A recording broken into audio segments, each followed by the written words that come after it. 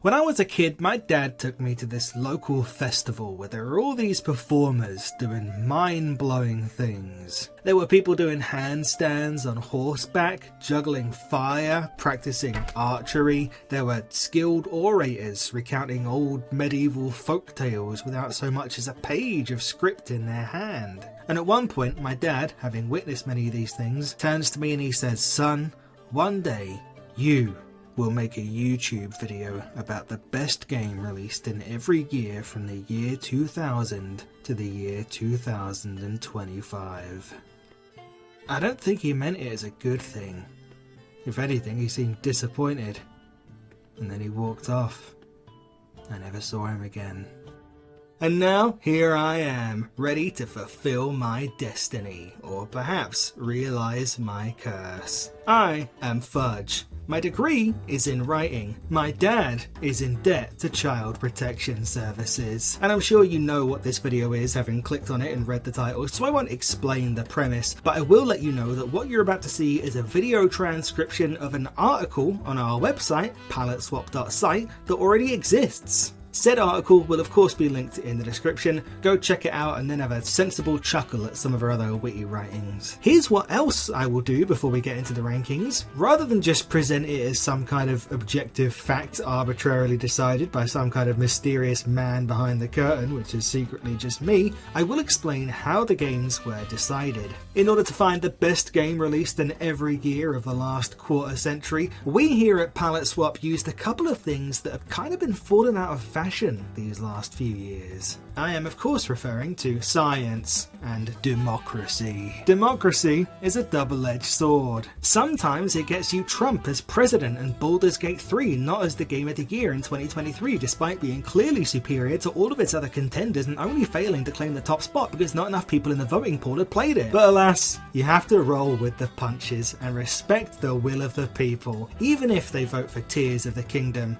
and a pedophile. Palette Swap, for those unfamiliar, consists of 4 editors and myself, the video producer. We composed a huge list of a bunch of the best and most notable games that came out in every year between 2000 and 2025. We each had 100 points to vote on the best, and we could distribute these votes across any games we wanted, as many or as few in each year as we wanted. We were even able to skip entire years if there was nothing we felt particularly strongly about in said year. The catch is that we were only able to spend a maximum of 3 points on a game. Editor/image wizard Joe told me he'd effectively lifted the rules from something called Music League, but I didn't know what he was talking about and kind of zoned out like I usually do whenever he starts talking to me. After spending all 100 of our points, we then extended voting to our pool of contributors, who were given 50 points instead, and then we even extended voting to some of our patrons, who each subscribe to the Palette Swap Patreon and receive a wealth of similarly cool benefits for an extremely reasonable price, and each had 25 points to contribute. Overall, 29 different people voted on the list you're about to see, so if you find yourself unhappy with the results, statistically you do have to blame them as a collective far more than me. Please do still comment it though, as it counts as engagement. Before you do that, however, sit back, relax, and enjoy this look back through what was scientifically, democratically, the best game of every year from 2000 to 2025.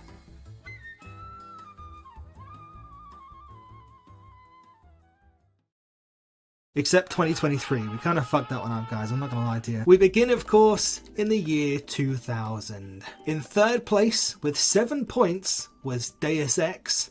In second place, with 8 points, was Spyro, Year of the Dragon, which surprised the hell out of me. I didn't even put any points towards it, because I figured it didn't have a chance. And the winner, with 15 points, was The Legend of Zelda, Majora's Mask. It's gonna take a dev team with a lot of childhood trauma and copious amounts of psychedelics to ever create another game with the atmosphere of Majora's Mask. The good news is that's most game devs in this day and age. The bad news is that it probably still won't be enough, because a big part of what makes the ominous overtones of Majora's Mask so haunting and enduring is that it's a Zelda game. Specifically, it's a follow-up to Ocarina of Time, one of the most quintessential fantasy tales ever told in the medium of video games. And of course, Ocarina had its dark moments, like encountering the Redeads after the time skip and seeing RFK Jr. at the bottom of a well, but dark moments in Majora's Mask are the rule, not the exception. There's lots of stories out there that fancy themselves meditations on death, and in my experience few of them do it so thoroughly and meaningfully as Majora's Mask. More specifically, Majora's Mask is about grief, how we process death, both before and after. In the game's most emotional side quest, a pair of tragic lovers face down the literal apocalypse just so that they can finally be wed. And in the game's penultimate area, the player is haunted by the regretful spirits of a fallen kingdom. Hell, the way that you get the Zora mask in this game is that you literally watch a guy die right in front of you on the beach.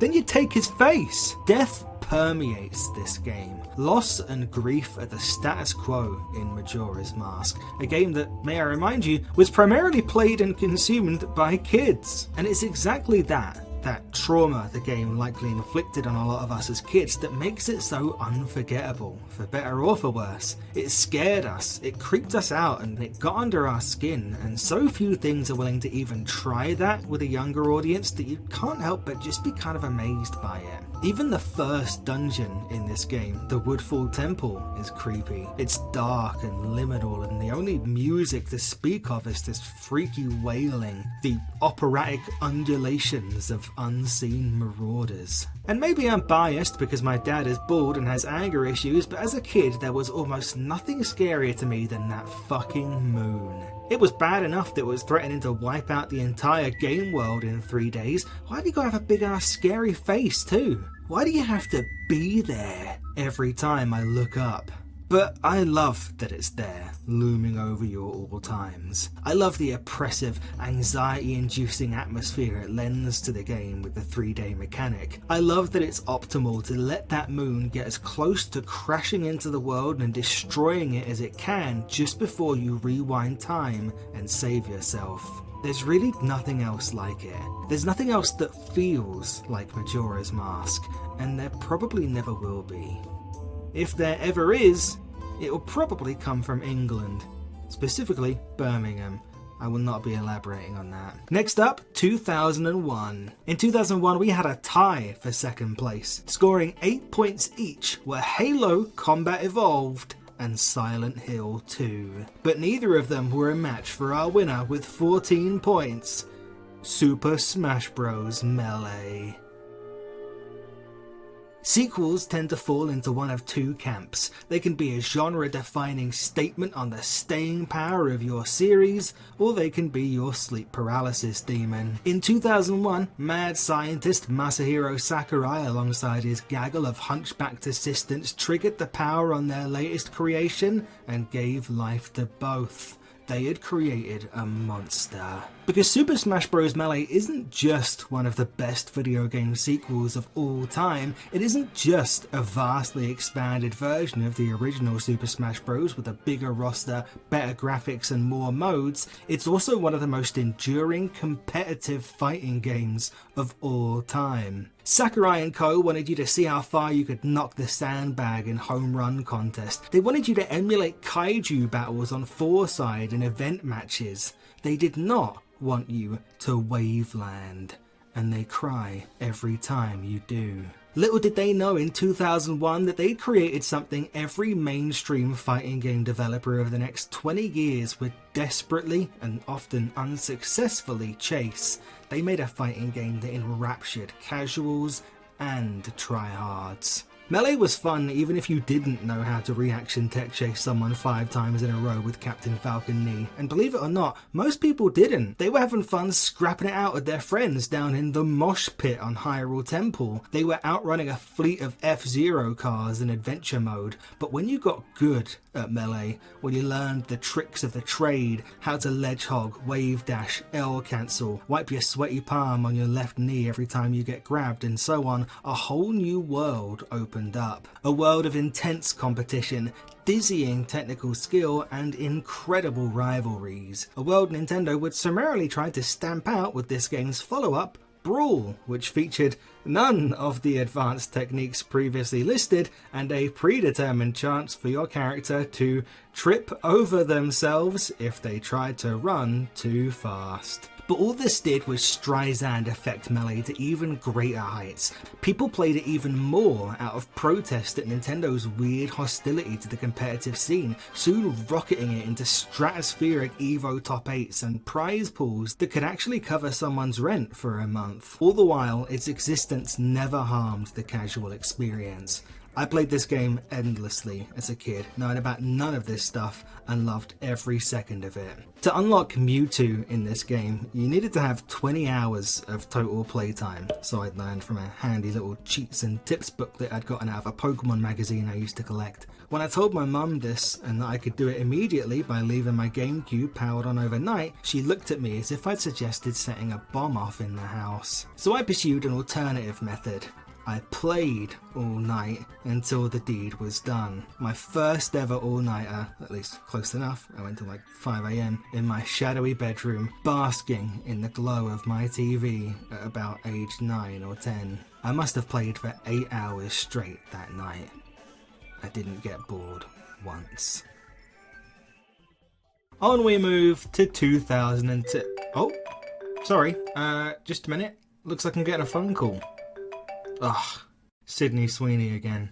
I'm gonna have to let her down gently. I wasn't into the whole jeans thing. For now, I'm gonna leave you in the sweaty but capable hands of palette swap editor Jake Menez. Jake it away, take. Moving on to the year 2002. The new millennium had only just begun and already the economy was in shambles, politicians were launching the so-called war on terror, and to top it all off, there were 130 new Pokemon people had to learn to memorize. If ever there was a time that people needed some form of escape, some light in the darkness, it was now. Many turned to video games. So what was the #1 video game of 2002 as voted by Palette Swap? First, I'd like to go through a couple of the runners-up. Coming in third place with 6 votes was the game Metroid Prime for the Nintendo GameCube. Second place, we had a tie with 7 votes each, Super Mario Sunshine and Grand Theft Auto Vice City. 2 very different games on the surface, but each one really about the struggles of an Italian man as he tries to put his life back together following his release from prison. And coming in first place was our first non-Nintendo title on this list. It was none other than the original Kingdom Hearts for the PlayStation 2.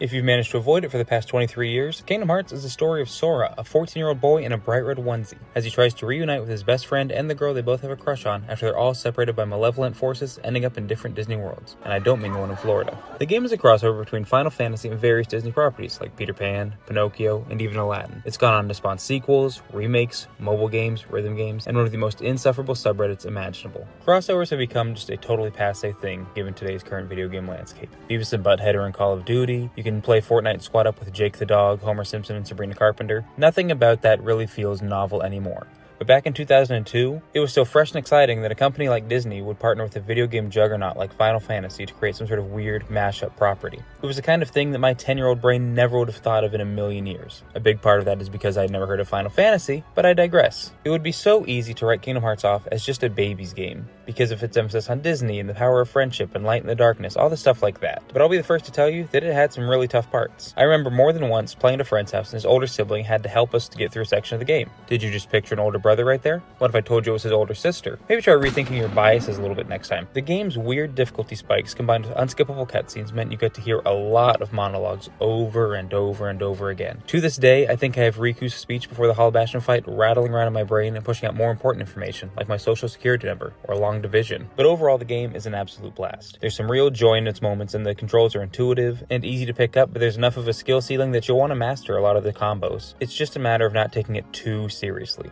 Any player who can accept the duality of Donald Duck as both an all-powerful mage and someone who can't find a decent pair of pants is in for a really pleasant surprise. A big part of enjoying Kingdom Hearts is just letting go of your cynicism and any idea that narrative storytelling has to be logical and make actual sense, and just accepts that silliness head-on is in for a great time. Maybe that's why replaying it still makes me feel 10 years old to this day. 2003, better known as the year where video games went all in on subtitles. Don't believe me? Just listen to the names of our top 3. Ranked 3rd by our voters was Prince of Persia, The Sands of Time, with 7 votes. In 2nd place was Star Wars, Knights of the Old Republic, with 9 votes. But our Game of the Year winner for 2003 is none other than Mario and Luigi, Superstar Saga on the Game Boy Advance. In this game, Mario and Luigi are tasked with visiting the neighboring Bean Kingdom to prevent an international incident after a villain named Kakaletta crosses into the Mushroom Kingdom to steal Princess Peach's voice for a nefarious scheme. Along the way, they fight an evil soda, they go to college, and even help Professor Egad find his entrepreneurial spirit as a coffee baron. No. Really. One thing I love in particular about the Mario RPGs as a whole is their sense of humor. It's present in the original Super Mario RPG for the Super Nintendo, and the Paper Mario series as well. I think the Mario and Luigi games really are the ones that do it best. Characters crack jokes and tell bizarre anecdotes, insult Luigi, they call Mario pudgy. I mean, these guys are a menace. The NPCs in this game feel like more than just generic characters designed to just give you hints about where to go next in your quest. And the games are all pretty quirky, but Superstar Saga in particular really leans into this sort of fish out of water story, where the brothers are completely out of their depth so far away from home in the neighboring kingdom. Hell, before the first boss encounter, they've already fallen victim to one of the most insidious schemes of all time, an unfavorable currency exchange rate. The game designers clearly had a lot of fun making the Bean Kingdom too. It mirrors Mushroom Kingdom in some ways, while also retaining its own completely unique look. A lot of the characters, as well as many of the locations, are all puns. They all have pun names based on laughter primarily. There's enemies called stuff like the Ohoji, there's the Hoo Hoo University. I'll tell you my very favorite part about Superstar Saga. It's something that's unique to this game. Even later games in the Mario and Luigi series don't replicate it quite the same way. Here Jake said they're called brothers attacks, but he slapped his microphone twice during because he was recording in his car and we didn't have time to redo it, so I'm just jumping in here to let you know. You're a trooper, Jake. He recorded this shit in between his 2 jobs. We like to get the people who wrote the entries to read them out as well whenever possible. They're called brothers attacks. Go on, Jake. These brothers attacks are powerful attacks and be used in battle if the player has enough bro points, which are this game's version of magic points if you compare it to other RPGs, and with them, Mario and Luigi can attack enemies in tandem. But they also require very precise reflexes and active engagement with the mechanics. There's just something so satisfying about watching Mario and Luigi actually working together as a team, instead of being player 1 and player 2 passing back and forth, or in the case of games like Super Mario Bros. Wii, bouncing off each other's head and killing each other, and then having your brother hit you in the arm, and then your mom calls, "What's that noise?" And your brother says, "Don't you fucking say a word," and you don't say a word. And she goes, "If you two are fighting over that game again, I swear to God, I'm gonna take it and throw it out the window like a goddamn frisbee." Where was I? Oh, the brothers attacks. This game had such a profound effect on me that my brother and I, we even tried to come up with our own brothers attacks to use in real life while hanging out and playing in the park with our friends, and they went about as well as you'd expect. I've got the scars to prove it. Right, well, before we delve too deep into child abuse, I'm back, and let's move on to 2004. This was a heated year with our first ever tie for first place. In second place, with 8 points, was Half-Life 2. And tied for first place were Metal Gear Solid 3, Snake Eater, and Grand Theft Auto San Andreas, both on 9 points. In instances like these, the final decision came down to myself and the editors to vote on the pick we would like to ultimately win Game of the Year, and in the end, we chose that our Game of the Year for 2004 was Grand Theft Auto San Andreas. They don't make them like they used to anymore. Want proof? Grand Theft Auto 6 premiered its second trailer 519 days after the long-awaited game debuted its first trailer. By contrast, San Andreas was developed and released just 728 days after the release of its predecessor, Vice City. The damn game was made in the time it takes modern AAA devs to create an opening credit sequence, and yet it still stands as the best in the franchise to me because of its scale, story, and the silliness that creeps into it all. San Andreas puts 2 feet down in a time and place, same as its predecessor, while Vice City unapologetically combines Scarface, Miami Vice, and the cocaine-fueled Florida of the 80s. San Andreas plays like a time capsule of 1992 Los Angeles as reflected by pop culture, most notably the subgenre of hood movies from the first half of the decade, Menace to Society and Boys in the Hood, chief among them. Gangbanger Carl Johnson is a likeable, relatable protagonist who, yes, commits a ton of murders during his narrative arc. Some are arguably justified, being caught up in a system of gang violence that was set in motion long before your actions and will continue long after. Others are less justified, like when you show up to hang out with your friend and they're about to go kill a guy, so you tag along.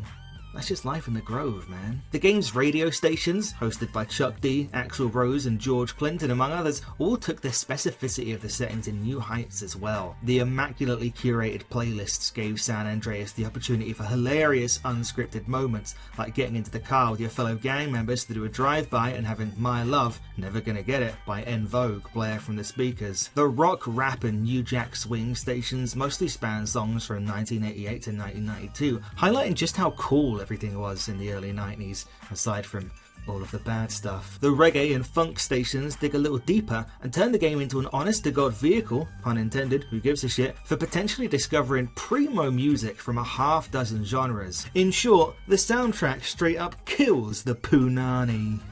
Fair to say that Mark Roebuck did not write this entry with the intention that the white British guy would be reading out, but here we are. The cast is straight up one of the greatest ever assembled for a video game. Authenticity is lent by veterans of hood movies like Samuel L. Jackson and Ice-T, Academy Award nominees like Peter Fonda and James Woods, crime movie royalty like Frank Vincent and Chris Penn, 90s alt legends like Debbie Mazar and David Cross, and even Charlie Murphy. The cast gets together and crushes a script with more N-words in it than Quentin Tarantino delivering a monologue he wrote. The map is still the best in the series too, and the constant work of expanding your Grove Street empire is the series' greatest ever incentive to explore the city streets. Similarly, replacing secret packages with graffiti tags you have to spray over to rep your set is infinitely more engaging and organic. The game is filled with great ideas and tweaks like this. Grand Theft Auto would go on to be bigger, but I don't know if it would ever be more inspired than San Andreas. I gotta say, this game was a good game. Now, let's talk about 2005. 2005. Maybe the best year of my life, because I was 8. Third place in 2005 with 6 points is Psychonauts. In second place with 10 points, Phoenix Wright, Ace Attorney. And in first place with a staggering 21 points, the second most voted for game on the entire list. Of course, it's Resident Evil 4. Leon Kennedy is in Spain without the S, but also he is in regular Spain. This is the opening joke of Hard Drive Reviews Resident Evil 4, made by me some 3 years ago as of the making of this video when I worked for Hard Drive before the CEO. And this is the top 100 games of all time video, published on Palette Swap some 18 months ago as of the making of this video, which you can literally watch as soon as you're done with this. Rather than be curated by a wide electorate of people with differing views and experiences, said top 100 is largely decided by me, which is to say it's even better than this. Without spoiling its position on the list, in this top 100 I talk about Resident Evil 4 for over 7 minutes, in addition to the 12.5 minutes I did it for Hard Drive. I've talked about this game a lot, and yet I have more to say. For I believe Resident Evil 4 is not only comfortably the best game of 2005, I believe it is also very possibly the best game of every year. It's probably the best game of the year you're watching this in right now. Yes, I think it's better than Nintendo Switch 3 Welcome Tour. Fittingly for a game set in rural Spain, Resident Evil 4 is utterly revolutionary and similarly grisly. The third-person perspective was but a twinkle in the eye of Winback on the N64 and an unsuccessful sperm stumbling at the final hurdle before the tip of the original Splinter Cell's gangly French penis. Resident Evil 4 woke everyone up, made them realise it could be good,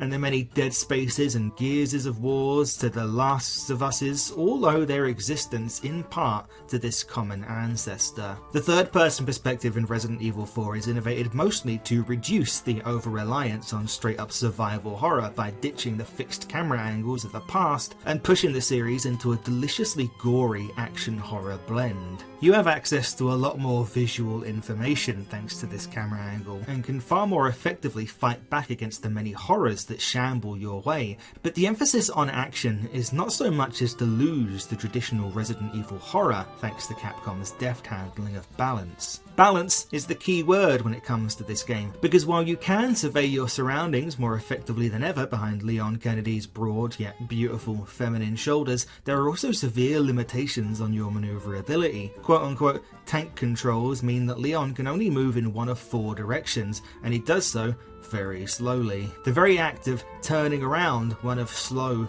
burning dread unless you use a specific button combination, which in itself comes with its own flaws. Many people criticise these tank controls, as well as the oft-imperiled Ashley Graham with her frequent cries and kidnappings, as harming the game's pacing, making it inconvenient or annoying. These people have rocks inside their heads. Decisions like this, I believe, are intentionally made with pinpoint precision so as to maintain a near perfect balance of action and horror, ensuring that one rarely ever overpowers the other. Because while your protagonist may be more empowered than ever before in the series, this new perspective and his specific circumstances bring with them a wholly original kind of horror, which is only heightened by the limitations placed on the movement of said protagonist. This perfect balance is further on display with the game's resource economy. I have, to this day, never seen a game handle resources as perfectly as Resident Evil 4. Perhaps the original Last of Us comes close. You never feel like you have enough ammo in this game to be comfortable, but you rarely, if ever, run out of ways to fight back entirely, and all of said resources are bundled up beautifully into my favourite inventory system ever. Couple all the horror with a delightfully cheesy B-tier action movie tone and all the quiet moments of ambient terror with a tiny Spanish man trading barbs about screenwriting with a protagonist over a walkie-talkie, and you have a game that just never sets a foot wrong. Let's talk now about 2006, shall we?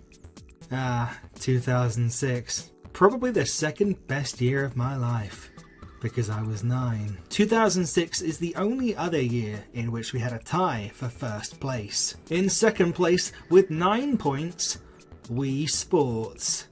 And tied for first place, both with 13 points, were Kingdom Hearts 2 and Mother 3. Now seems like a good time to mention that we're going by North American release dates for every game on this list, which is pertinent for Kingdom Hearts 2, which otherwise came out in 2005 in some territories, and ironic for Mother 3 for reasons that I will not be going into right now. But brushing that aside for a moment, ultimately our editors and myself chose to go with Mother 3. In 2006, after over a decade of trial and error and moving from the hot newness of the N64 to the hot newness of the GBA, Shigesato Itoi had finally released the first ever Earthbound-inspired game about depression, Mother 3. To this day, no one quite knows what the first 2 Mother games could be. However, Mother 3 luckily just so happened to be the only one that arguably surpassed the original, with the exception of something else, which we'll get to in about another decade. It probably helped that he was the guy who created Earthbound, a great thing to be when deciding to make an Earthbound-inspired game. Despite my introduction, Mother 3 really doesn't need one. It exists as one of the most popular games that officially the rest of the world outside Japan can't play. You know about it. If not through actually playing it, then through the wanton cries of its perpetually disappointed fan base. It can often feel overshadowed by that fan fervour. There's whole documentaries on how much Earthbound and Mother fans love the series. It's unfortunate because being heartfelt and sad, all while wrapped in a wacky and surreal coating, should be what Mother 3 is remembered for, not for having a more than enthusiastic fan base that complains every direct. Behind the 32-bit sprites of Lucas, Flint, Kumatora and the rest of the gang lies one of the most thematically dense games out there. Everything from capitalism to environmentalism to gender identity to simply growing up in a world without your mum. Mother 3 balances all these themes by having a book-like structure, and I'm not just talking about it having a cubic fuckton of words, about 1,000 pages of them in fact. With each chapter of the game, more of the world and themes are introduced. Some chapters are fully contained stories, some are small vignettes, each one adds another layer. It really is paced to perfection. While these themes could endear Mother 3 to even the most hard-headed of lit professors, they are also most likely what prevent it from heading over here. Or it's because Earthbound sold poorly, or because of obtuse legal issues with the music, or actually it's just because Reggie hates you and wants you to suffer. No matter what the reason, I've fully accepted that one of the greatest games of all time will forever be locked away in its original Nihongo. But in all actuality, it's not. It has one of the most well-made localizations I've ever experienced. Why are we so focused on being able to play it officially when Tomato, Jeffman, Chewy, S-Blur, Biu, Exophase, Kevin, Harmony 7, Dr. Fedora, Cloth, Demi, and Gideon G have already done the hard work that Nintendo don't? And they did it in a way that possibly surpasses what the official translation would ever be. Maybe it's wondering how they change it, maybe fans want to be legitimized, but whatever the reason for the constant clamoring, I'd suggest not worrying about it and enjoying what we do have. The fans of Mother 3 might sometimes be overzealous, but they're also the only ones working hard to make sure you and anyone else can enjoy this great game. Guys, as much as I'd love to go over 2007 with you right now, I have just received a text from Ana de Armas and will need to think carefully about how I can respond in a way that maintains my roguish mystique. Therefore, I'm going to let the Antichrist of Photoshop himself, Mr. Joe Tillelli, handle things for a couple entries, and I'll see you in about 5 minutes. 2007. What a star-studded year for gaming. You have a galaxy-jumping RPG in Mass Effect, but with 10 points, third place goes to a different galaxy-jumping game in Super Mario Galaxy. You have the Goliaths of multiplayer shooters in Halo 3 and Call of Duty 4, but sniping second place with 11 points is Team Fortress 2. Something must have been in Valve's drinking water that year, because with 15 points, our 2007 Game of the Year is Portal. The gameplay loop of Portal is simple but refined. You enter a numbered test chamber designed around using the tools at your disposal to get yourself to the exit with the door open. Move boxes, push buttons, and of course, go through portals. You solve these puzzle rooms while a cheeky robotic voice delivers you the instructions in between one-liners. That is, once you've finished chasing yourself around a corner of portals or falling infinitely at terminal velocity. If the game had just been 20 test chambers and then a congratulations screen before rolling credits, it'd still be a remarkable feat of game design. Portal's equally remarkable feat is its story's twist. That twist being that there is even a story at all. Spoilers for Portal, I guess. At what feels like what could be the end of the game, our nefarious narrator GLaDOS reveals now that the tests are over, you'll be disposed of by incineration. While being ferried into the flames, you can spot a familiar white wall, which you can portal away to. Provided you don't fuck up and let yourself burn to death, this leads to a thrilling escape sequence, putting everything you've learned to the real test. This culminates in one of the most memorable boss fights the medium has to offer, and it's not even technically a fight. Portal succeeds in this rug pull while laying out enough clues along the way for what's to come. The sheer simplicity of the environmental design, plain white walls and floors, allows the player to focus on only the puzzle elements of each chamber. You can't miss anything the devs intend for you to interact with, like cubes, buttons, and turrets. Visual information is trimmed down to only what's deemed necessary to be communicated to the player for them to solve each puzzle. This means you'll also definitely notice when they break this design philosophy. When you first stumble upon the Ratman's Den, you're met with a genuine sense that you have gone somewhere you're not supposed to be. The clean white walls replaced with rusted worn metal foreshadow the sinister turn the narrative will take, and across the graffitied surfaces, we are met with the series' most iconic line. This is a good time to talk about the humor. The jokes in Portal and its sequel went on to define internet humor for the next 10 years after its release, reaching a point of oversaturation where references to the game evoked nothing but irritation and cringe. But don't let that blind you to how good the comedy is in a vacuum, and how fresh the dialogue was when you heard it for the first time, and not the millionth. The jokes delivered by GLaDOS in 2007 hit way harder than the same jokes typed out in a Reddit comment in 2017. And let's just be thankful that we've gotten it out of our systems by now, because had the game released in this decade, we'd have political assassins inscribing their bullets with the phrase, "The cake is a lie." For 2008, second and third place are actually a tie between two games that are the third entry in their series. With 6 points, we have both Super Smash Bros. Brawl and Fallout 3. I guess 3 wasn't the lucky number this year, it was 4. In first place with 9 points, our 2008 Game of the Year winner is Left 4 Dead. The Walking Dead, World War Z, 28 Days Later, Call of Duty World at War for some reason. 2 decades ago, collectively there was a sort of pop culture infection going on that made everyone in the world lose their minds over zombies. Left 4 Dead was a natural extension of that phenomenon, and looking back, it's easy to see it as a time capsule to that era. You could rent it from Family Video, for God's sake. There was something special about booting up Left 4 Dead with your friends as opposed to something like Halo or Call of Duty. It was a jolly cooperation. You could get that feeling of playing through the full campaign of Halo 3, but that would need to be planned out over the course of hours and hours. Left 4 Dead, you could hop on and play a mission through in 45 minutes, which was a co-op experience that wasn't really offered back then. While it was a cornerstone of that particular time, its influence has been undeniable. One of the many things that made Left 4 Dead special was its AI director system. Don't click away just yet!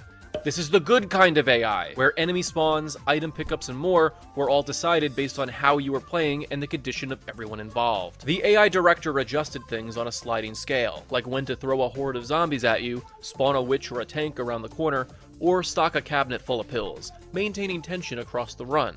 It made each of the level playthroughs entirely unique, which is exactly what you want from a co-op experience. So many contemporary games, even now, owe so much to Left 4 Dead and that AI director. Deep Rock Galactic, Warhammer Vermintide and Darktide, and even Helldivers 2, just to name a few, all take cues from Left 4 Dead. I would be remiss if I didn't at least mention Left 4 Dead 2 as well, which built on everything Left 4 Dead had to offer just 1 year later. That definitely hasn't made Left 4 Dead an obsolete game though. Even today, you can go back and still get a full experience playing either, especially with the overwhelming mod support for Left 4 Dead 2, adding new levels and characters to shake up an already damn good formula. Both games are an incredible option if you're looking for a co-op game just to shoot the shit with friends over. This all speaks to the absolute tear Valve went on in the 2000s with their game releases and explains why some fans are still rabid about potential releases. Note, I'm eagerly awaiting the collective explosion we'll all have if Half-Life 3 is announced before the publication of this video. Going from Portal and Team Fortress 2 in 2007 to Left 4 Dead a year later is an insane run on its own. And that's not even counting the half-life of it all. The people at Valve know how to make generational games, which speaks to quite a few of them making it onto our lists here. Making Game of the Year lists in hindsight is always interesting because we're not only evaluating how a game performed in that particular year, but we get an interesting look back on how each game has spread influence to those that came after. Left 4 Dead, while being a stellar game in its own right, more than earns its spot here for that industry influence it has undoubtedly had. Hello, it's me again. Don't worry about me, I didn't fumble, I never fumble anything. How about we talk about 2009? Tied for third place in 2009 with 4 points each were Dragon Age Origins and Wii Sports Resort. Valve nearly scored a three-peat because in second place with 8 points was Left 4 Dead 2. But it was not to be, as first place, just barely cinching it out with 9 points, was Batman Arkham Asylum.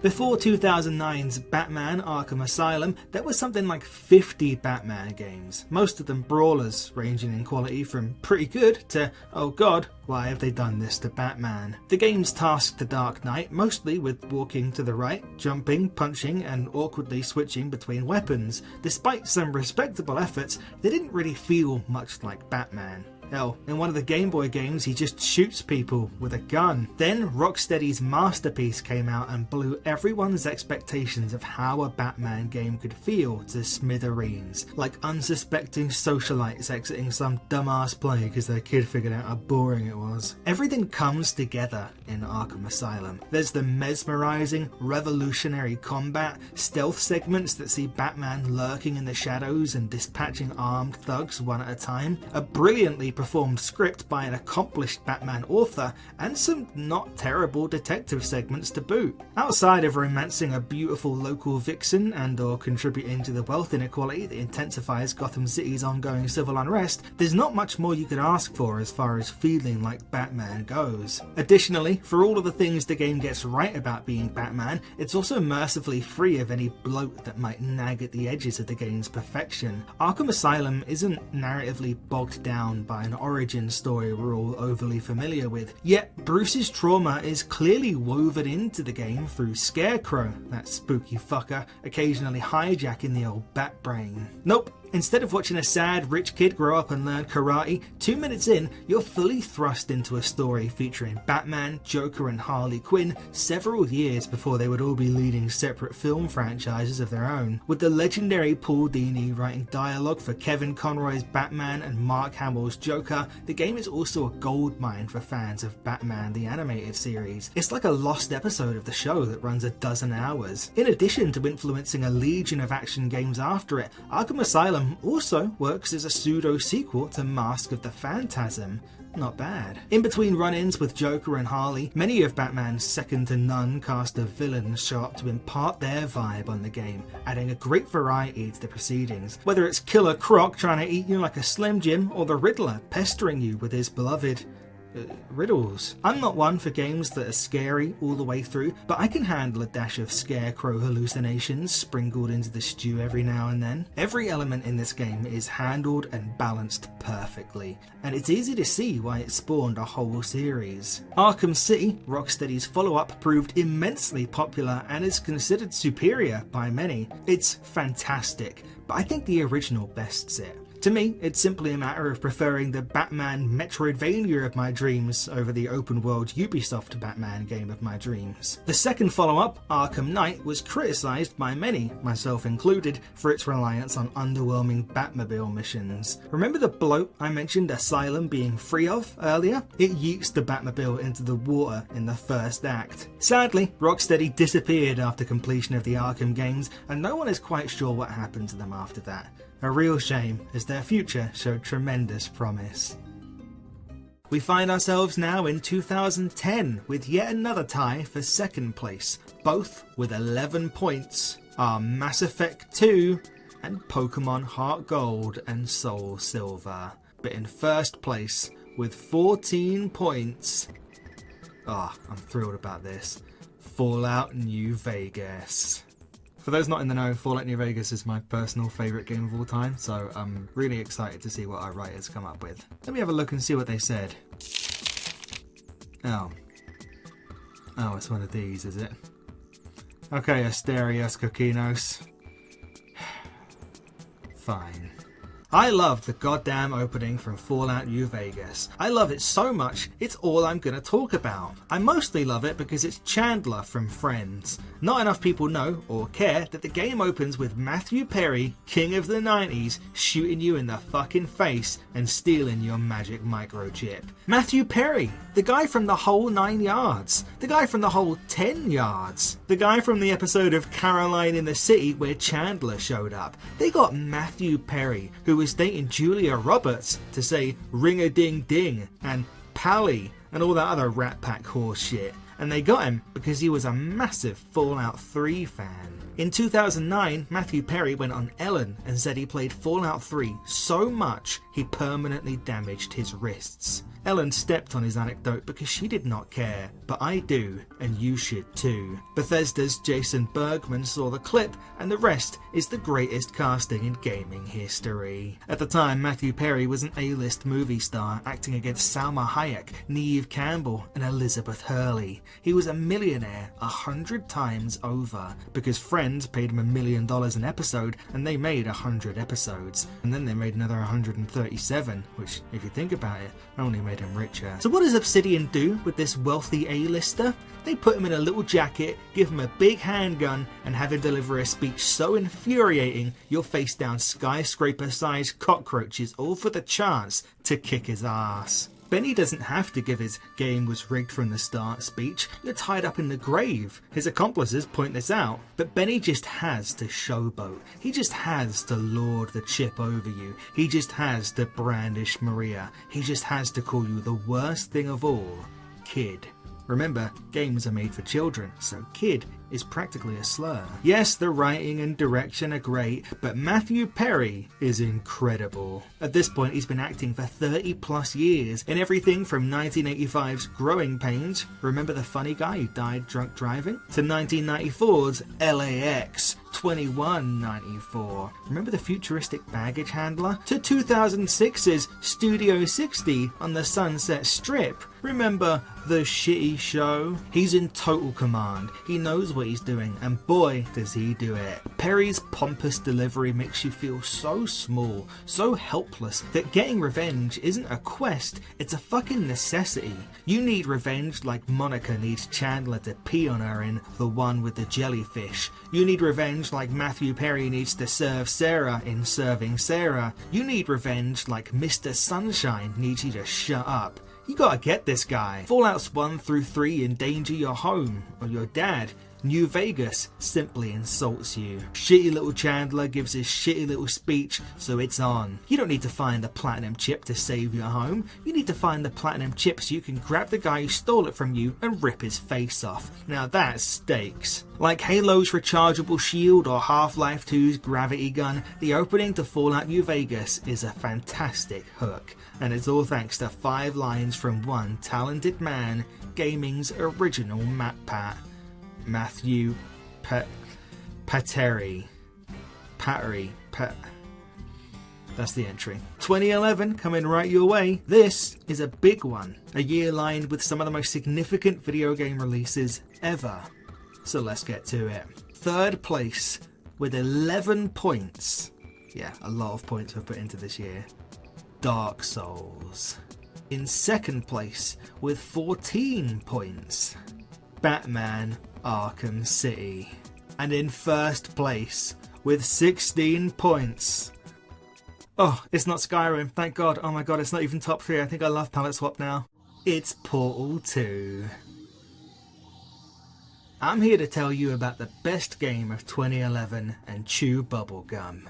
And I'm all out of gum. Video games age quickly, with technological advancements always creating more pixels, more gameplay innovations, and more modern conveniences. Even games that seem like they released recently can begin to fade and feel irrelevant. You know what feels more relevant than ever? Struggling to survive in an environment where corporations and the wealthy are trying to suck as much value from us as they can, regardless as whether it kills us. Now, with added AI, which is pretty much the setting of the Portal games. The Portal games have 2 major themes: moving from one place to another, the main function of the portals, and companionship, the main function of the weighted companion cube. The first of these themes felt incredibly relevant to me in 2011, the year when I left home and moved to a new city. Companionship felt like a distant dream, having moved somewhere I didn't know anybody. The Source engine felt like home, having spent most of my teenage years playing Team Fortress 2, and the 2-player co-op mode in Portal 2 gave me an excuse to link up with a friend from my hometown, someone I knew well, and had played Borderlands and Left 4 Dead with, laughing deliriously at our joint stupidity as we failed to solve the game's puzzles at 2 AM with a Bruce Lee film playing on my second monitor. For a while, I forgot about my crippling loneliness. Portal 2 had enabled the companionship that the first game only hinted at. These days I don't have time for friends, as I work a full-time job and spend the rest of the day scrolling through the available movies on streaming platforms before deciding it's too late to watch anything now. Fortunately, Portal 2 also has an excellent single-player mode, delivering more of what we all loved about the first game and building on them with new characters and mechanics. You're not just putting you and your boxes through portals anymore, you're figuring out how to get that Splatoon ink where you need it too, and figuring out what each colour does. You're not just getting harassed by GLaDOS, you're hearing from Stephen Merchant and J.K. Simmons having the absolute time of their lives. In every way, Portal 2's single player mode builds on the original exactly how a sequel should. Don't fix what isn't broken, but throw some new toys in there to play with instead. Even after you finish the multiplayer and single player, believe it or not, Portal 2 keeps on giving. New mods are still coming out for the game, meaning it only becomes better and better as time rushes us all towards the great test chamber in the sky. Thus we find ourselves in 2012, a weird year with no real consensus game of the year. If it were up to me, it'd be Fire Emblem Awakening or Far Cry 3, but neither of those show up in our collective top 3. And you know what? I don't even really disapprove. The top 3 we landed on still consists of games that I like a lot and think are totally deserving. They are as follows. In third place, with 7 points, Dishonored. In second place, with 8 points, Kid Icarus Uprising. And in first place, with 10 points, maybe the most surprising winner on this whole list, but actually one I totally approve of, it's XCOM Enemy Unknown. Back in the 90s, when UI design meant snapping a button on the screen for every possible action, a little game called XCOM UFO Defense took tactical turn-based combat and made the brave decision to let you name all your expendable soldiers after your best friends, and then watch them permanently die at the hands of alien invaders. These simple decisions, along with base building, some research trees, a simple but effective soundtrack, a lot of randomization, and everything else in the game, made a huge impact on a generation of gamers raised by shareware samplers. It found itself on a ton of greatest of all time lists back when MS-DOS games still got a look in. While its sequels floundered and the series all but died in 2001, stories of alien base invasions and soldiers cooking high explosives continued to be shared to anyone foolish enough to seem interested. Then, as we all know, very little happened in games, or in fact geopolitics, until 2012, when Firaxis saw a landscape filled with open worlds and big budget sequels. They knew it was time to remind the world that real excitement and tension could come from management, from keeping plates spinning while being shot at by aliens, while your best friend bleeds out behind a gas station in Brazil. XCOM Enemy Unknown isn't a reboot or a remake of UFO Defense any more than a Green Jolly Rancher is a remake of a Granny Smith apple. It's the soul of XCOM distilled down. It's not the game that existed in 1994, but it's the way the game played in your memories from back then. In 2012, Firaxis was offering an alternative to the scripted and pre-rendered moments of excitement. You weren't buying a ticket to ride a log flume of epic missions with perfectly timed camera movements and explosions. This was the barest skeleton of an alien invasion story that you could hang your own stories on. A whole team of privates named after the squad from Aliens that managed to clear a terror site without any casualties. Snipers that survived multiple missions only to get taken out by a horribly aimed shot from a rocket launcher. I can painfully remember every time I had to relearn the lesson that a 95% chance to hit is not a 100% chance to hit, no matter how confident I was that I could count on Hudson to carry the squad. In any other game, watching a squaddie named after my friend Dylan get his jeans rocked after missing a point-blank shot would be enough for me to spend my remaining time units hucking my computer out the window. But Firaxis helped us lean into these moments and made sure they had impact. The camera turned every success and every failure into a moment that felt cinematic, and in the process ushered in a new golden age of turn-based tactics. Probably. In a year full of huge sequels to huge series like Borderlands 2 and Far Cry 3, XCOM let us agonise over a single skirmish, and then as we left the battlefield victorious, reminded us that there was a whole war out there we were losing, and your wife's minigun could misfire at the worst possible moment. 2013, eh? Don't ask me how I feel about 2013 on a personal level. I don't want to talk about it. I will tell you how we voted on the Game of the Year that year though. It was a little something like this. In third place, with 5 points, was the Stanley Parable. In second place, with 6 points, Rayman Legends. And in first place, with 8 points, The Last of Us. Among the best works of narrative art yet presented in the medium of video games, The Last of Us kickstarted a whole trend of brooding adults and tiny babies teaming up to bonk dudes to death together. Mad that there's a new remake or remaster every year? I don't care. Skyrim the shit out of this game. Yes, such an opinion is just as likely to elicit an enthusiastic yes, as it is a dismissive eye roll, but great art is often challenging, divisive, and bound to be re-released 1,000 times in pursuit of that sweet, sweet cash. For many, it's simply not cool to like The Last of Us anymore. The Last of Us is kind of like the Beatles. There are as many bad faith Beatles haters as there are good reasons to detest John Lennon, give or take. And just like the Beatles' discography, growing number of detractors be damned, a whole lot of lives have been touched by the deeply human artistry of The Last of Us, especially upon seeing their leading man get whacked a few years after their respective peaks. Taking this perhaps a tad too obvious comparison even further, the same way the Beatles' inescapability can make even their best songs sound a little grating, it's becoming easier and easier to forget about just how good The Last of Us is the more remasters and remakes hit store shelves at full retail price, with little more to offer than a few pixels more than the one before it. What makes The Last of Us so generationally good is Joel and Ellie. They certainly aren't the first surrogate father and basically adopted daughter to lead a quality piece of fiction, but The Last of Us is the best game to explore that dynamic through gameplay. Giving players command of Joel is the difference between a movie about the complexities of fatherhood and the way The Last of Us turns us all into fathers for a bit. Even the many of us who want the loudest child on an aeroplane to be jettisoned out of the airlock will inevitably invest in Joel's mission to help a kid forced to grow up a little too fast retake her childhood. Zombie stories are never really about zombies, and The Last of Us's apocalyptic setting does its job as a conduit for Joel's soul-consuming need to protect Ellie, whether she wants it, doesn't know she needs it, or would be better off without it. Again, games about parents protecting children practically became a genre in the wake of The Last of Us's success. While those games became played out after, like,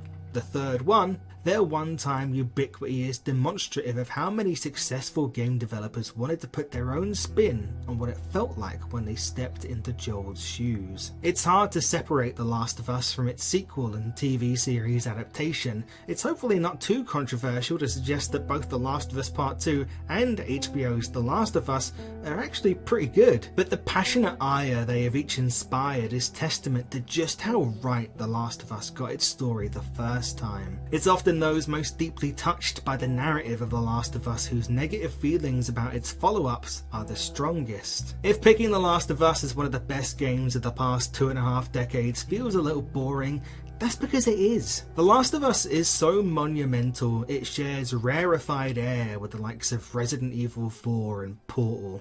Everyone agrees that it's an all-time classic, right? It's just a game so immaculately good on all fronts that liking it is the rule rather than the exception. In 2014 we have a tie once again for third place. Both on 5 points are Donkey Kong Country Tropical Freeze and Middle-earth Shadow of Mordor. In second place with 8 points, PT. Yes, I guess even if it's a demo, you know, it is that good. But in first place, on 9 points, Shovel Knight. The year is 2011.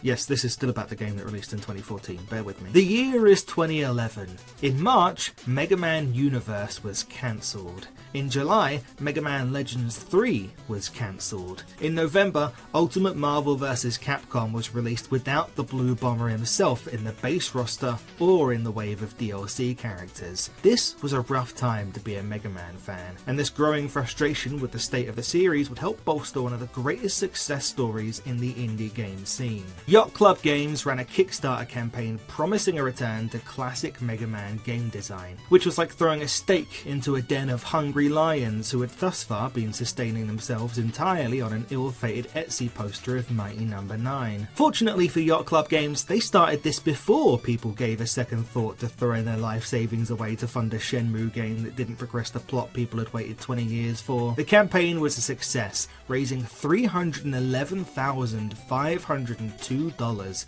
blowing well past its humble $75k goal. Yacht Club Games did not disappoint, as the game they released to the public was was loved by everyone, from critics to fans to your favourite YouTubers who had not yet been mired in a massive sex/charity scandal. Every aspect of the game is executed flawlessly. Shovel Knight's short-range melee attack that barely reaches beyond his hurt box encourages the player to perform his pogo attack precisely with proper positioning, whilst the level design of Shovel Knight constantly evolves, carrying the best aspects of classic Mario and Mega Man design principles, introducing concepts, exploring them, then challenging the player with a final gauntlet.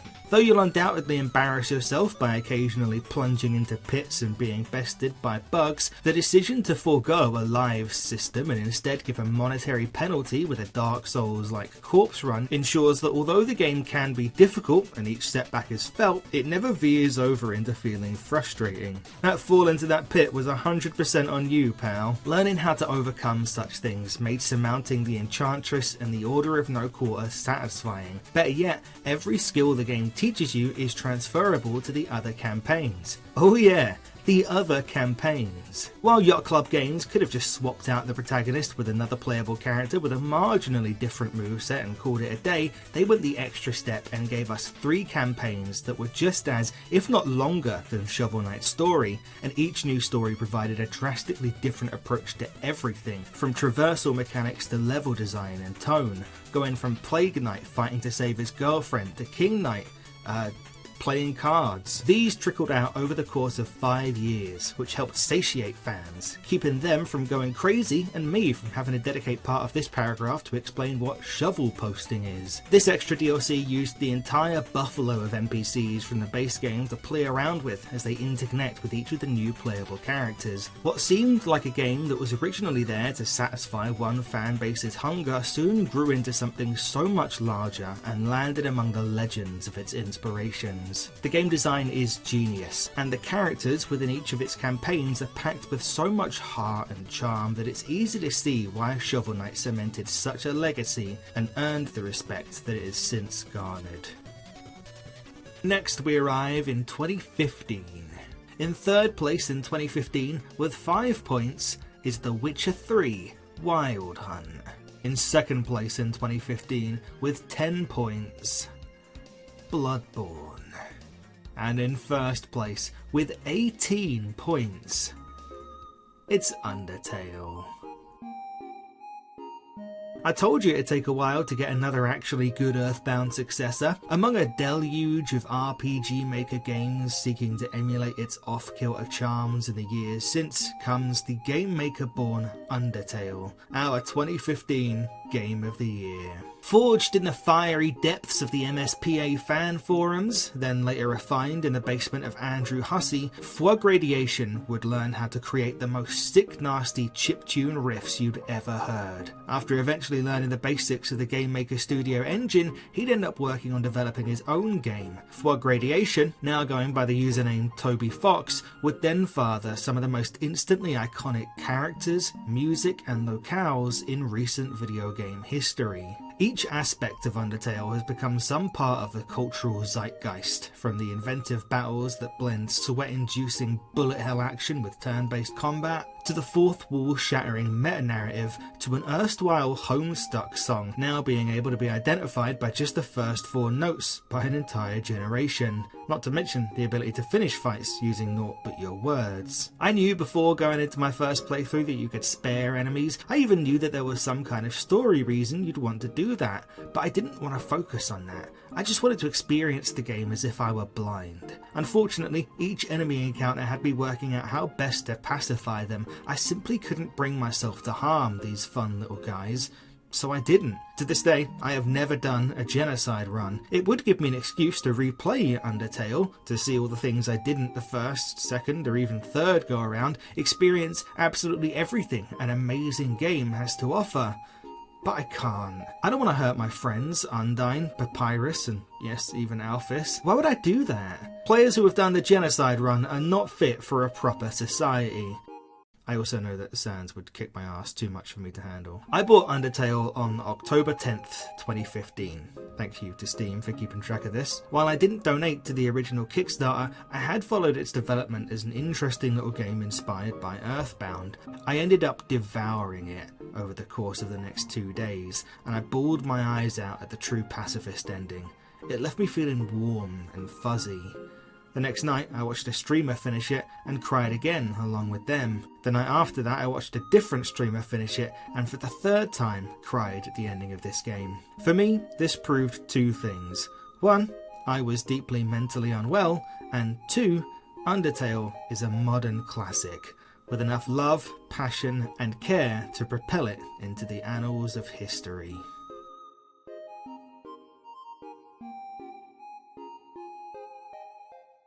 $26. What the fuck? What the hell is... Oh my god, that's a carrier pigeon. With a message from Sabrina Carpenter. Oh shit, guys, this one's important. I don't want to mess this up. I gotta go away for a while. Get this right.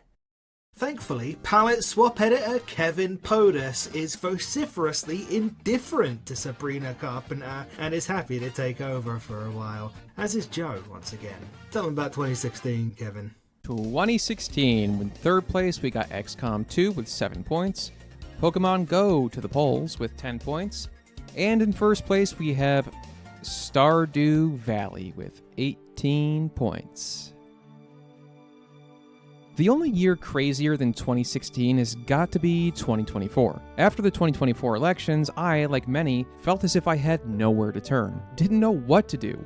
I felt powerless and burnt out. But by the good grace of God, that old feller Concerned Ape dropped the latest Stardew Valley update onto consoles, something that many had been eagerly, perhaps desperately waiting for. And man, it could not have come at a better time. I think it really speaks to the quality of this game that something like a simple content update acted like a functional Hail Mary for so many people in need of a little escapism. The escapism in question being a bunch of digital chores. I've come to realize over the years that a sign of a truly great video game is one that makes busy work fun. And it's a lot more than just make number go up, big number good, though that's certainly part of it, and big number does indeed feel very good. Stardew Valley just makes planting crops, cutting weeds, and collecting resources feel, well, cozy. You'll eventually become intimately familiar with every last pixel of your farm by getting to know each town person's least favorite fish, discovering what's at the very bottom of the nearby mines, and finding out who is fucking the mayor. Stardew Valley is also a proudly anti-capitalist piece of art. And sure, you might ask, probably in a stupid-sounding tone of voice just like this, but didn't he make a profit off of it? And yes, he did, because my man's gotta eat. And secondly, he did that shit all on his own, really living up to the title of indie game in every sense of the word. Stardew is truly his baby, and he has poured every last ounce of himself into it, while staying true to his roots and beliefs. Sure, it may come at the cost of his highly anticipated follow-up game, Haunted Chocolatier, but again, it's just that good. I've personally done a couple playthroughs of Stardew Valley, and I'll probably return to it again once there's another update. It's already one of my most played games ever, and I can't say I'm all too surprised. It's absolutely oozing with things to do and options to do them in. It almost encourages you to play again once you've had your fill, almost like getting another chance at life. But what if I did things differently next time around? You could live on a different type of farm, marry someone completely new, or even give yourself green hair if you really wanted to. And if that's not enough, you could do it all over again with even more newfound knowledge. Come on, you know you want to max out that ancient fruit wine cellar. Think about how many obelisks you could buy. You'd never have to lift a finger to work again. Well, in the video game at least. Alright, 2017, oof, what a year. Tied for second, we have Super Mario Odyssey and Persona 5, both with 14 points each. And drumroll please, you already probably know, in first place we have The Legend of Zelda, Breath of the Wild. 2017 was such an incredible year for games that I literally spent multiple voter credits contradicting my own votes. Sorry Zelda, you were but one of a few favorites. Even then, within this stacked year, it comes as no surprise that Breath of the Wild emerges our champion. The game feels like a breath of fresh air, pun very much intended, even today, an open world game that actually centers the world instead of a to-do list. Serene winds blow through the grass. All manner of wildlife graze in the fields. Rumors sound of a heart-shaped lake where destiny brings together true loves. Rainstorms frenzy the skies and ruin your afternoon hike. The game's systems are constantly talking to each other, and they reward the player for trying to talk to them in turn. If seeing Link's nipples in the first half an hour hadn't clued you in, Breath of the Wild is about to be a game full of surprises. You'll encounter dragons, be accosted by ninjas out in the new, old Hyrule. You'll think you know what climbing a tower is like, and then the game will throw you a curveball with one surrounded by malice, or an extra huge one out in the desert that you need to glide out to by scaling a mountain fortress. The game never ceases to amaze. Even if you think you've seen it all, or you've been spoiled on the many surprises beforehand, it is almost certain that you'll run into something you never expected to see in your playthrough. This was my first game on Switch, and I still think of it as the system's lead, somewhat eccentric, ambassador title. Where other games of the era included fishing, cooking, or photography as minigames, Breath of the Wild dared to ask, why don't you just do it? No, seriously, like right now, in-game, I dare you. Link can swim after fish to pocket them one by one, or just bomb the lake and commit hydrocide. He can throw whatever ingredients you choose into a pot and see what happens. He can ignore Ganon forever to go birdwatching. There are dozens and dozens of shrines to find too. While their interiors are a bit visually samey, the Sheikah did not invest in interior design school clearly, the puzzles inside of them are incredibly dynamic and varied. Link's moveset and inventory mean there are multiple ways of approaching any given problem. In their best moments, the shrines make you feel smart for trying dumb things. In no other game can I give up on finding the correct power source and just leave my electric sword and a switch to act as a battery. Well, I can, but in no other game would it actually work. Freedom may be the defining trait of Breath of the Wild, but I also think the critical path is just as compelling. There's a beautiful story here about Hyrule's various communities, and the histories in tandem with them. The game is just as much about this wide, expansive kingdom and all of its weird NPCs as it is about the champion of the wild and the princess. Link and Zelda's old friends, the champions, really only exist in flashbacks, but they still manage to steal the show every time they show up, spinning the game into a surprisingly moving tale of grief, heartbreak, hubris, technological decay, and waiting at the bottom of pits for Rivali's Gale to now be ready. 2018 has some absolute powerhouses in the AAA space. In third place with 11 points, we have Rockstar's Red Dead Redemption 2. Just barely beating it in second place with 12 points is Nintendo's Super Smash Bros. Ultimate. But then just narrowly taking the win with 13 points is a humble indie title. 2018's Game of the Year is Celeste. This beautifully drawn, beautifully scored 2D platformer is one of gaming's most demanding, yet most rewarding challenges the medium has to offer. Climb the mountain. That is the core goal of Celeste. With each new screen, you'll be met with rigorous gauntlets of caverns to leap across, spikes to dodge, walls to scale, and likely your own demise. More than once. Like a lot more than once. Like probably around 1,000 times more than once. The journey is tough, but you know what you signed up for. You're climbing a mountain. This is no easy task. What we can do is not let our failures weigh us down, but embrace them, learn from our efforts, and aim to do better next time. Celeste shows you can put yourself through something this difficult and come out the other side. That mountain isn't just a mountain. It's all of our personal struggles. The mountain is anxiety. The mountain is depression. It is also still a mountain. A big fucking mountain. Celeste intertwines its gameplay challenges with our protagonist Madeline's own struggle with mental health. You're feeling overwhelmed? So is Madeline. There's a voice in your head telling you you can't beat Celeste. There's a voice in Madeline's head telling her she can't climb Celeste. Madeline's struggle mirrors that of the player. When the game ramps up to some of its most difficult sections, Madeline will have a panic attack, even transitioning into a breathing exercise minigame. Interspersed between chapters of platforming levels are quiet moments of reflection to note how far we've already come. Be proud of where you are compared to yesterday. The game's narrative lessons are also the secret to beating it. Be patient. Breathe. Don't lose yourself to your anxieties. The worst thing that can happen is you fail. But when you fail, and that's when, not if, when you fail, you can just try again. This is a game that celebrates your failures because it recognizes they are part of the process of growing. Celeste tells you your death count should be worn like a badge of honor. It is a mark of how far you've come. And the game design does everything they can to show you that failure is okay. Death can be instantaneous, but so is respawning.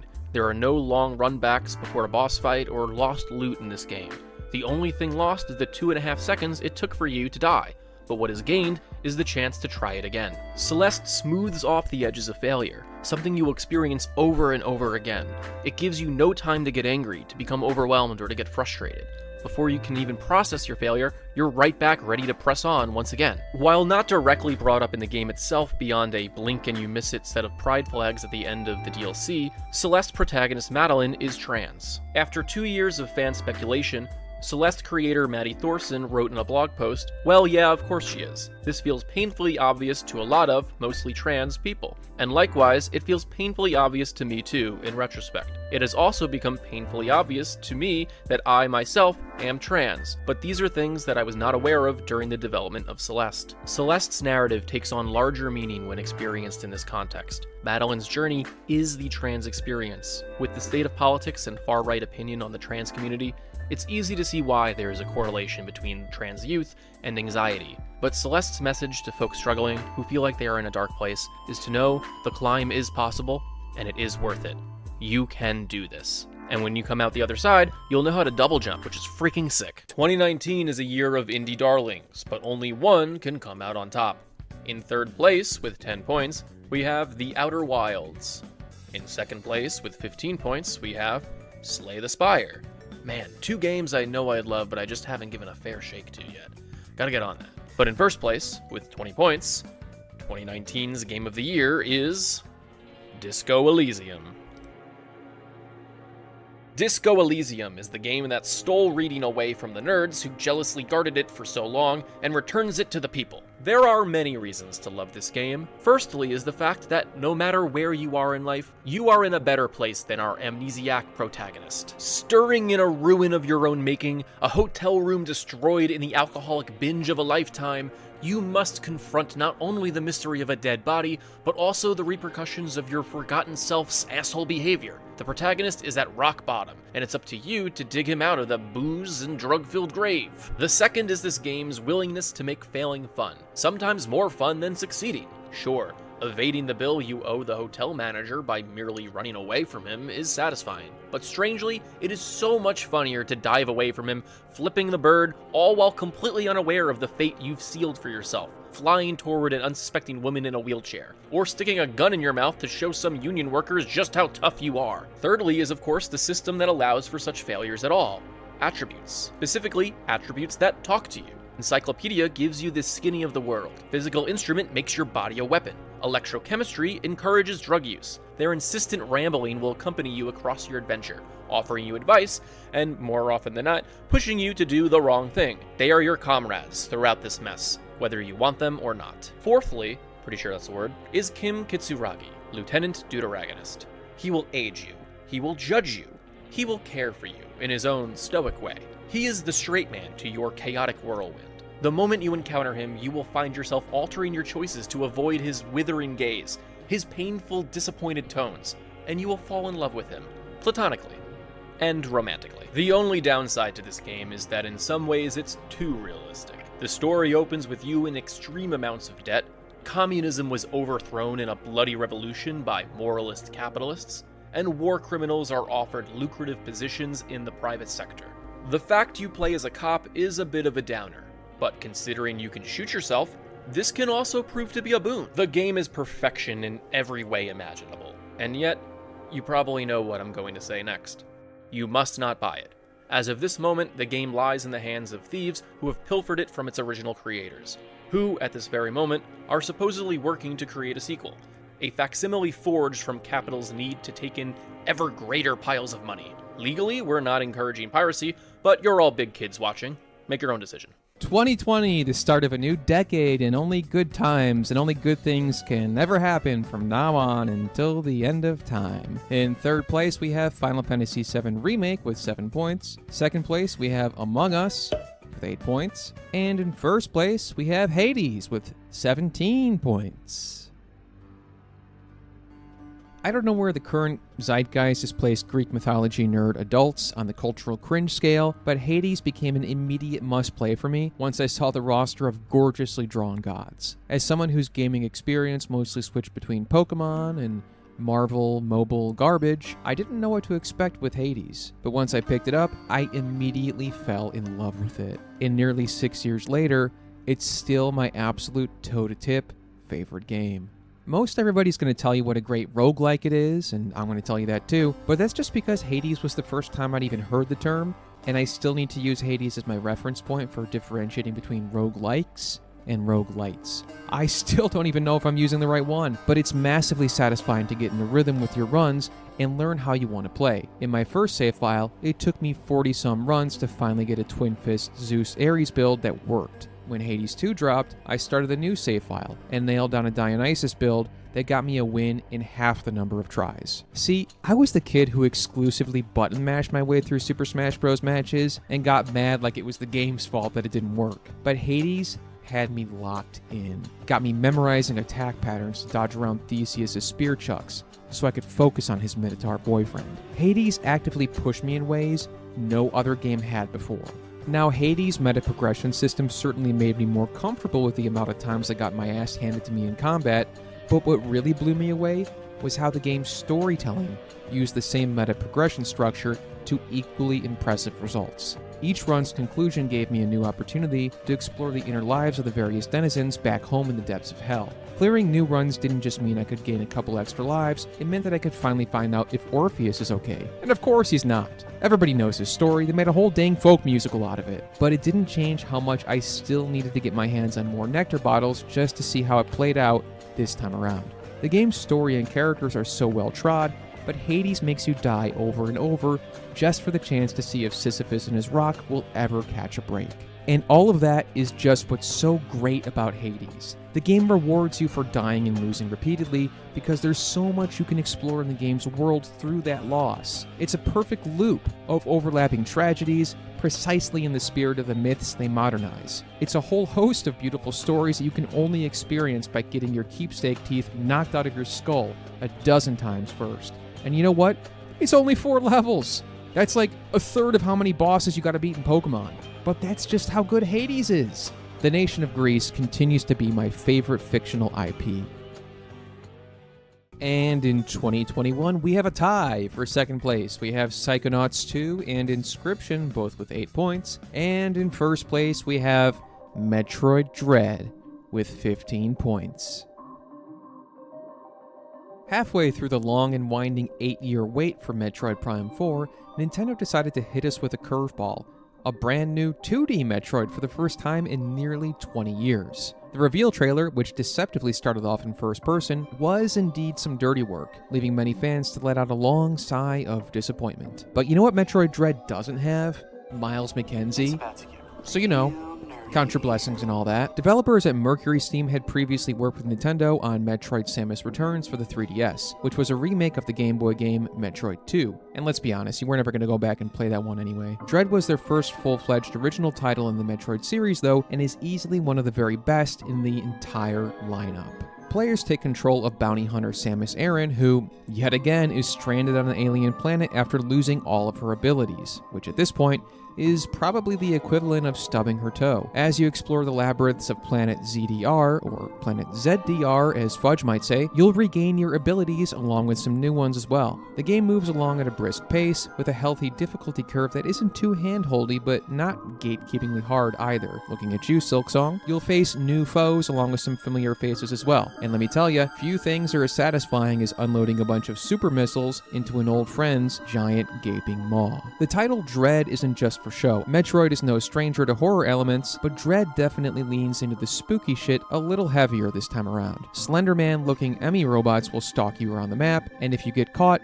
it's instant death, unless you learn how to do the parry maneuver that leaves you with very little room for error. There's also a surprising amount of body horror that will almost make you forget this is a game from the people who brought you Yoshi's Woolly World. Metroid is arguably Nintendo's most story-driven franchise, which is to say, it's not marred by a giant confusing timeline that was clearly clearly thought up after the fact. Dread picks up after the events of Metroid Fusion, and everything that happens in the series and has happened up until this point serves a greater purpose. Without spoiling anything, Dread absolutely upends the T-table big time, with major implications for the series lore at large, and plot twists that recontextualize the events of the entire series as a whole. You'll never look at one of these fuckers the same way again. It's exciting to think where things can go from here for Metroid, and if Nintendo chooses to focus on this direction for the series instead of a sequel to Metroid Prime Federation Force, I think we'll be in a pretty good place.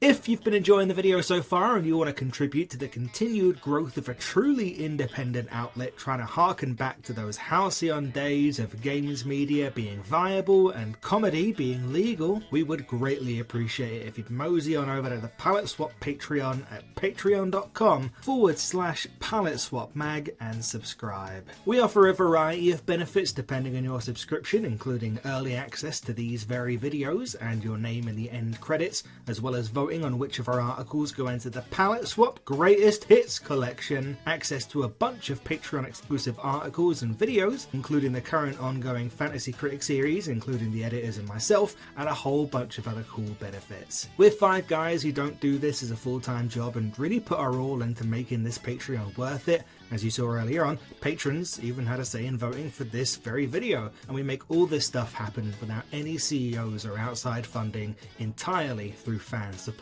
If you're previously unfamiliar with Palette Swap and are only discovering us for the first time through this video, we're a ragtag group of ex-hard drive writers who struck out on our own to make our own gaming satire website, because that was something we figured the world needed more of. You can check out our assorted japes and jests at paletteswap.site, and we're on all notable social media platforms. Yes, even the bad one, in case you needed further proof that there's something not right with us. You can also check out some of our marvellous merch, such as this shirt of Ken Masters fucking up a Cybertruck in a Street Fighter 2 bonus stage at paletteswap.shop.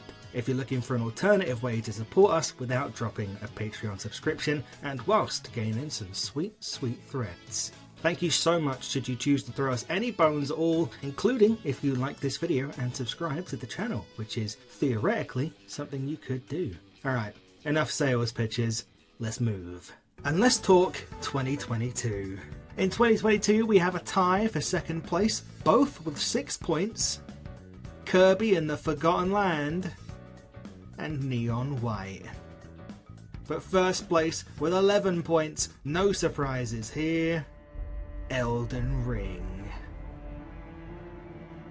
Success can change creatives. They respond to it in any number of incalculable ways. It can warp their creative output in a manner so deeply subconscious that neither they nor their followers will ever even notice it. But when you play Elden Ring, it is starkly clear that success has not changed from Software one bit. Well over a decade on from Dark Souls, they still do not give a fuck. FromSoft had reached such lofty heights by 2022, and Elden Ring had garnered such hype leading up to its release that everyone was about to get in on it. Not just the people who played Dark Souls and Bloodborne and Sekiro, but the casuals, the gun and ball gamers, the Twitch streamers of questionable morals and or hygiene. And they weren't about to find some bog standard RPG that sought to explain itself to them, to bend over backwards for them and offer up some instant gratification in pursuit of appealing to a wider audience. They were about to find a treasure chest that flooded the room with knockout gas upon opening and teleported them to terrifying Caelid against their will within the first hour. They were about to find Crucible Knight masquerading as some weak early game side boss.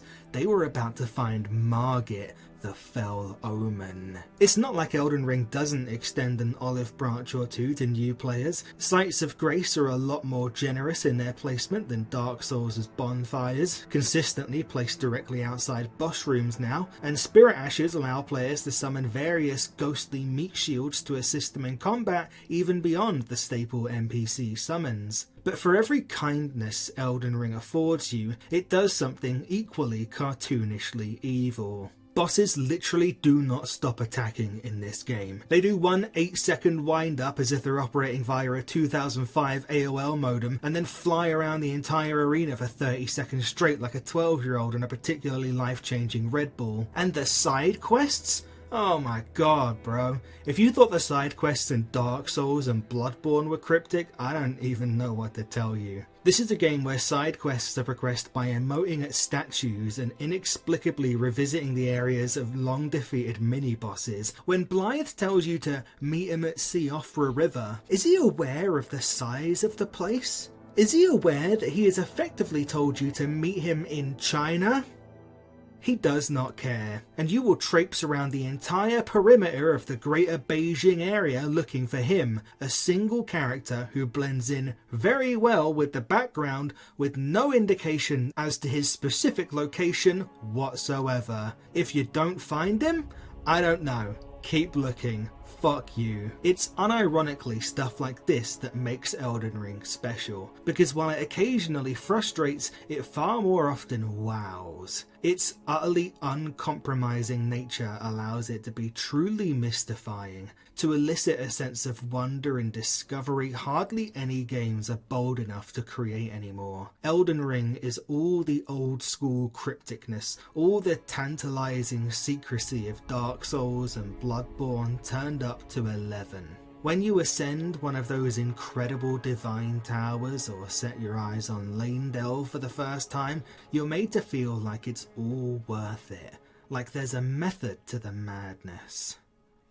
And then you see that there's a Godskin duo, and you're right back to remembering that they do genuinely just hate you a bit as well. And with that, my watch is ended, and I will see you in the outro, and leave it up to palette swap editor Parker Johnson to finish the fight. That was a Halo reference, if you guys didn't know. I figured Halo had to show up at some point in the video, you know what I'm saying? Hey-oh. Alright, I'm actually going now. For 2023, in third place, we had Hi-Fi Rush with 6 points. In second place, Baldur's Gate 3 with 8 points. And by a whopping 11 points, our 2023 Game of the Year, The Legend of Zelda: Tears of the Kingdom, with 19 points. And if you can believe it, Fudj was so mad about it, he's making me finish the rest of the video. So here we go, I guess. Gang, I've got a confession to make. I have never finished Tears of the Kingdom. I would still call it one of my favorite games I've ever played, and I helped vote it in as our Game of the Year for this year, but I never finished it. This has made me absolutely furious, by the way. Despite that, it's the most played game on my Switch. If I like it so much, you're undoubtedly screaming at your screen right now. Why didn't I ever finish it? Because, I explained to you slowly like a calm and reasonable person, the beauty of Tears of the Kingdom was never in the destination. I was never playing this game to see the ending. I was playing because every moment you touch the controller in Tears is a moment of some sort of discovery. You ask questions and you use the toolbox, the material manipulating and fusing Ultra Hand in particular, at your fingertips to get instant answers. How can I get over there? In particular, the Sky Islands literally and figuratively added a completely new layer to the game. If you ask 100 different people how they flew from one island to another, well, I guess probably 60 or so of them would say, I used the air bike I found on TikTok. But the other 40 people would probably have pretty unique and varied answers. Do I need to actually solve this puzzle, or can I just attach this really big metal block? The puzzles in Breath of the Wild were great, but I often felt like all of the puzzles were very intentionally designed for a correct answer. In Tears, there are still correct answers, sure. It is much more rare that there is an only correct answer. Just how many ways are there to create a penis?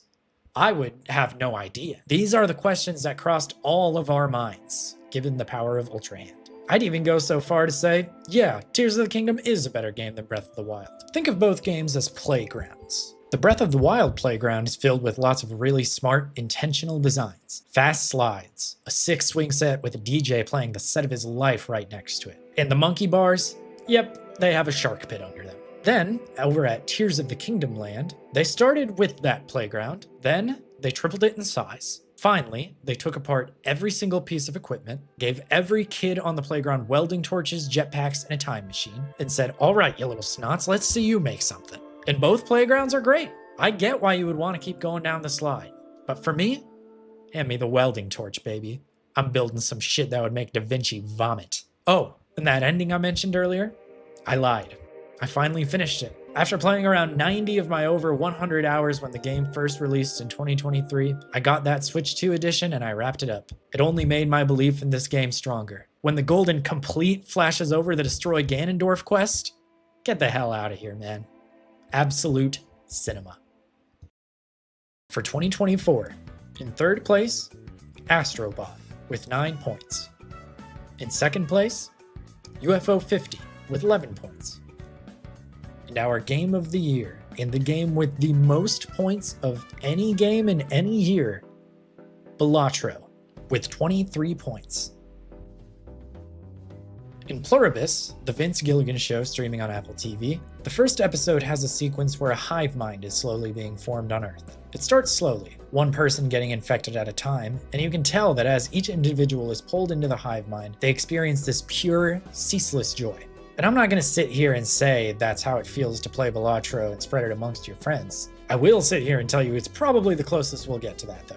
There's something so dangerously hypnotic about Balatro that while brainstorming what to write for this, I decided to boot up a game and I instantly lost myself in a run. It wasn't a deck I particularly loved. It wasn't a particularly hard stake. What was intended to just be a quick jog to loosen up became a really good, entrancing run. I was constantly puzzling out how I could push the deck further and further, try and make my jokers as broken as possible to get more and more aces, to shove as many stupid multipliers and stamps on my cards as I could. That's what Balatro's all about, baby. It's a rewarding, clinical feeling seeing everything come together as you go up each ante. Formulating a plan for the run, executing that plan, switching on a dime as soon as a better joker shows up. Balatro gives a million ways to beat each round and makes you feel ingenious when your way beats it by 30 times what's necessary. Balatro has been praised up and down the block for being incredible at capturing that one more run feeling, and has been put up in the ranks with Hades and The Binding of Isaac as roguelite royalty, rightfully so. What sets Balatro apart from other roguelites is the ease of entry.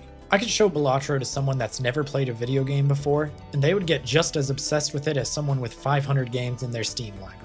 Like a ton of people, I hadn't given Balatro a fair shake until I saw it was up for Game of the Year at the Game Awards. I finally gave it a shot at the end of last year, then immediately told a few friends they had to try it to begin the hive mind spread. Balatro deserves the 2024 spot for Game of the Year because not only does it perfectly distill the roguelite formula, it does it in a way that's approachable to anyone familiar or unfamiliar with the genre.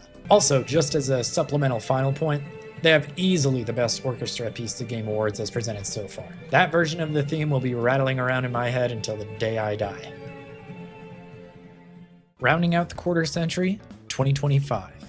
In third place, Hollow Knight Silksong with 7 points. In second place, Blue Prince with 9 points. And our winner, Clair Obscur Expedition 33 with 12 points. The curse of doing a chronological list is that, as you climb, you get more and more recent. You hit more and more games that you've already been hearing a lot about lately. There's no game that's had more discourse at the time of writing than Clair Obscur Expedition 33. Depending on how much of said discourse you get in your daily diet, you may want everyone to just shut the fuck up about the game. But I have the talking stick, so I get to say my piece about it, okay? There's been loads of praise heaped on this game. Personally, I want to give it up to the performances more than anything. Expedition 33 is probably the most I've been affected by performances in a video game. The way the characters talk sound, well, like a really good stage production. This is all accentuated by the score surrounding it, which, holy shit, man, what an accomplishment. This OST goes places. First, you get this dramatic, kind of subtle piano, and then somewhere in the middle, they go, fuck it, Dark Souls boss fight. There's plenty of criticism I get, too. Most notably, there's a big twist at the end that's been, I'll say, divisive. And I'm not talking pineapple on pizza divisive. I'm talking assassination of Archduke Franz Ferdinand divisive. But you know what? I can think of no more fitting way to properly express my thoughts on this than a very complex, sincere metaphor using art. Imagine you're at a restaurant, and this restaurant has incredible beef Wellington. Also, it's not the current economic climate because no one is affording that shit right now. You can afford it in this reality. But anyways, there's a really new chef, and he's got world-renowned critics saying that he cooks like nobody's business. So you order the beef Wellington, and it's delicious. It tastes familiar, but new. You can tell the chef hasn't really done all of this before. There's some cold spots in the middle, The pastry's doughy in some places, and the difficulty curve is all over the place. But it's easy enough to get past all that when the heavenly flaky pastry and tender meat are as good as you could dream. At its best, Expedition 33, the beef Wellington, tastes just as good as the old chef used to make. Makes you wonder why that chef doesn't make that dish anymore. Then, as you're taking the last couple bites, the waiter comes, takes the rest of the beef Wellington out of your mouth, and delivers your dessert. And the dessert, honestly, really good. Better than you expected, considering that weird waiter just took that beef Wellington while you were still eating it. But I wasn't finished with the beef Wellington, man. I wanted those last few bites. And one last thing. This game was not made by 30 or so people, man. The credits are 7.5 minutes long. And I'm not counting all those names, so I'll put the safe estimate at a shit ton. It's not at all the underdog story it's made out to be. But what Expedition 33 is a damn good RPG. With performances, music, and a narrative with characters that made me feel attached to them like very few games have done before.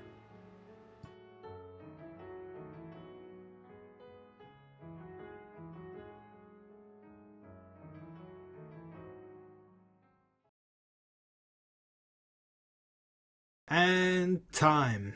Oh my god, I cannot believe I'm really here actually recording the outro for this fucking thing. This was an incredible amount of work, as I'm sure you can imagine. So incredible was it that during production, WatchMojo actually managed to release a video with the literal exact same premise. And as I'm sure you can imagine, I spent the remainder of this video's production beset by a deep-seated fear that the esteemed artisans and tastemakers over at WatchMojo would well and truly upstage me and all of our writers and editors. If you'd like to calm my trembling nerves and help us take on these cultural giants of the industry, a like, comment, subscription and all that jazz would not go amiss. Can we get the view count on this even higher than theirs? Almost definitely not. I say, let's try anyway. And I also say thank you to Palette Swap's legendary tier patrons. Sleep Science, Stephen Strome, Bijan Imadi, Philip Tenner, Strawberry, War Crimes Uwu, Dr. Cruiser, and Dylan Varda. That's it from me. You're probably just as sick of hearing my voice as I am, so thank you again to our patrons, to anyone who chooses to support us in any way, and I'll see you next time.